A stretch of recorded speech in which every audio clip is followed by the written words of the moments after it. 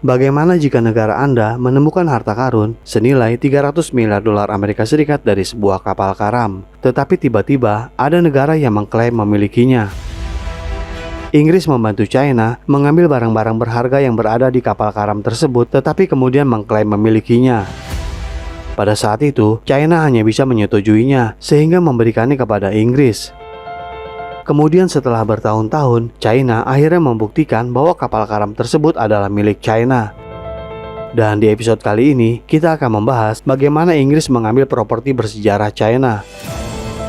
Kita juga akan membahas bagaimana China dapat membuktikan bahwa kapal karam tersebut adalah properti milik China. Lantas milik siapakah harta karun tersebut? Apakah Inggris atau China?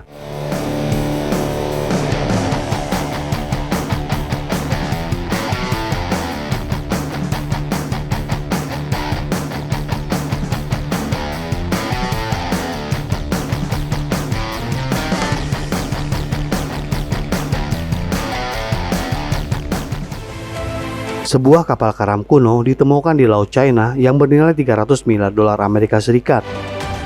Kapal karam tersebut berusia lebih dari 800 tahun, tetapi kondisinya masih belum membusuk. Banyak artefak dan logam berharga ditemukan di kapal tersebut yang bernilai sekitar 300 miliar dolar Amerika Serikat. Tetapi setelah ditemukannya kapal tersebut, terjadi perselisihan antara China dan Inggris. Inggris menganggap kapal ini sebagai milik mereka tanpa bukti apapun. Untuk mengetahui negara mana yang menjadi pemilik kapal, terlebih dahulu kita harus tahu misteri di baliknya. Berabad-abad yang lalu, ada jalan sutra yang panjang di seluruh dunia. Rute yang digunakan untuk transportasi perdagangan itu membantu China untuk berdagang dengan seluruh dunia. Dan di salah satu rute, sebuah kapal dagang yang membawa banyak barang berharga saat itu tenggelam antara tahun 1127 hingga 1279. Perhatikan tanggalnya, karena akan membantu dalam menemukan siapa pemilik kapal tersebut.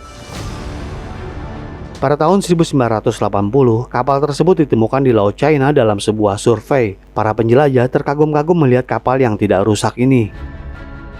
Barang-barang berharga di kapal itu masih ada, dan setelah melakukan banyak perhitungan, barang-barang tersebut dianggap bernilai sekitar 300 miliar dolar Amerika Serikat.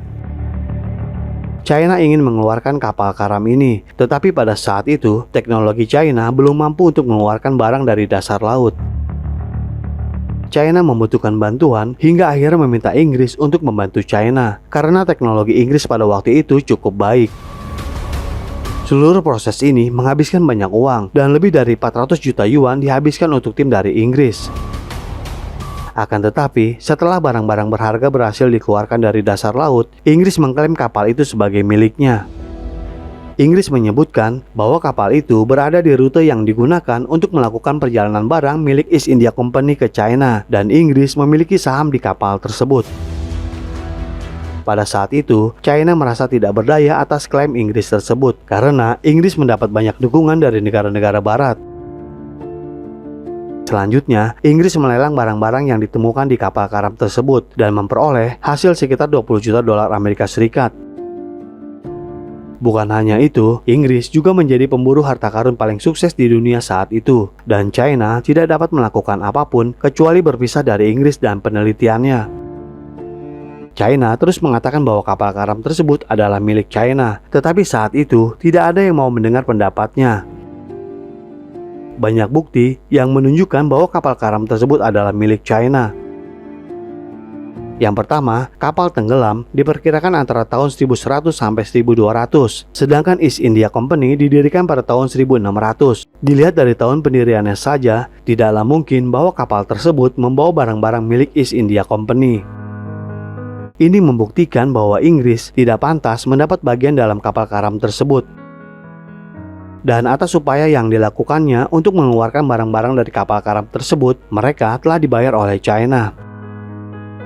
Akan tetapi pada saat itu tidak ada satupun yang mendukung China. Dengan kata sederhana, China tidak memiliki kekuatan untuk menghentikan Inggris mengambil properti miliknya. Bahkan jika China memiliki bukti untuk menunjukkan bahwa kapal karam itu adalah milik China, China tetap tidak bisa mendapatkannya. Yang kedua, barang-barang yang dibawa kapal tersebut dibuat di China. Terdapat banyak artefak budaya milik China. Ini berarti bahwa kapal tersebut berpergian dari China. Barang-barang yang dijual oleh Inggris juga dijual sebagai barang budaya China yang langka dan sangat kuno, akan tetapi uangnya mengalir ke kantong Inggris. Selain emas dan perak, semua barang milik budaya China dan Inggris sangat mengetahuinya dengan baik. Tetapi sekali lagi karena kekuatannya, sehingga dengan mudah dapat merebut barang-barang tersebut dari China tanpa ada yang dapat menahannya. Yang terakhir adalah properti anti korosi kapal, menceritakan banyak tentang asal-usulnya. Di zaman kuno, digunakan banyak negara untuk perdagangan barang, tetapi sistem perdagangan China lebih baik dari yang lain. Terutama dalam membuat rute untuk perdagangan, dan seluruh dunia menggunakan rute tersebut.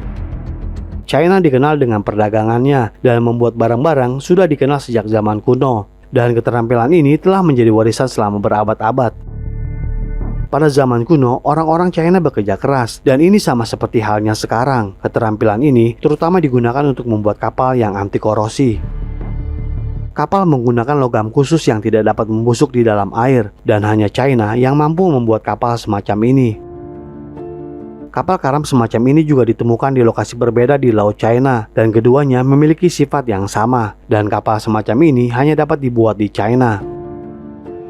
Ini semua membuktikan bahwa kapal tersebut melakukan perjalanan dari China, dan ditemukannya juga di China. Jadi barang-barang serta kapal tersebut adalah milik China, sehingga tidak mungkin kapal karam tersebut adalah milik Inggris. Akan tetapi pertanyaannya, mengapa Inggris merebut kapal karam ini dari China? Inggris tidak hanya mendapatkan banyak uang dari kapal tersebut, tetapi juga mendapat gelar sebagai pemburu harta karun terbaik di dunia, bahkan jika mereka disewa untuk melakukannya. Ini menyoroti penggunaan kekuasaan yang tidak adil, serta tindakan mencuri artefak negara lain. Di tahun 1980-an, China saat itu sedang berjuang bekerja keras untuk menjadi seperti sekarang. Sehingga saat itu, China tidak memiliki kekuatan untuk menghentikan Inggris mencuri barang-barang miliknya.